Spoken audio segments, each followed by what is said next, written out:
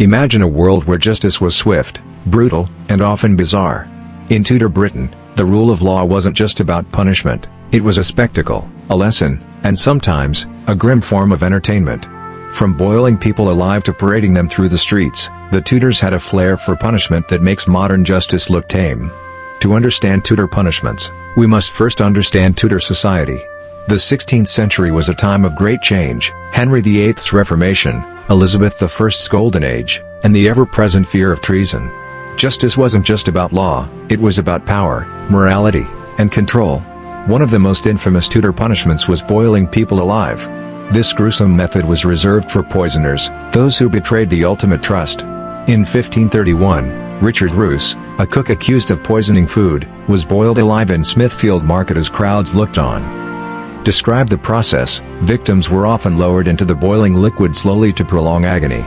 For women accused of being scolds, or speaking out of turn, the scold's bridle was the punishment of choice. This iron mask not only silenced the victim but humiliated her in front of her community. Some versions even included spikes to prevent the tongue from moving. The ultimate punishment for treason was hanging, drawing, and quartering.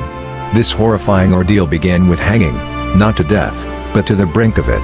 Then came the drawing, disembowelment while the victim was still alive. Finally, the body was quartered, and the pieces were displayed as a warning to others. For lesser crimes like theft or public drunkenness, the stocks or pillory were common punishments. But these weren't mere inconveniences, they often led to physical harm as mobs threw objects or beat the offenders. The Tudors had no tolerance for witchcraft, and the ducking stool was a humiliating punishment for suspected witches or disobedient women. If the accused floated, she was deemed a witch, and executed. If she sank, well, she was innocent but drowned. Why were Tudor punishments so extreme? Part of it was fear, of rebellion, heresy, and societal collapse. Public punishments reinforced the power of the state and the church, creating a shared spectacle that united communities in their dread of stepping out of line. By the late Tudor period, some of these bizarre punishments began to wane, replaced by more structured forms of justice.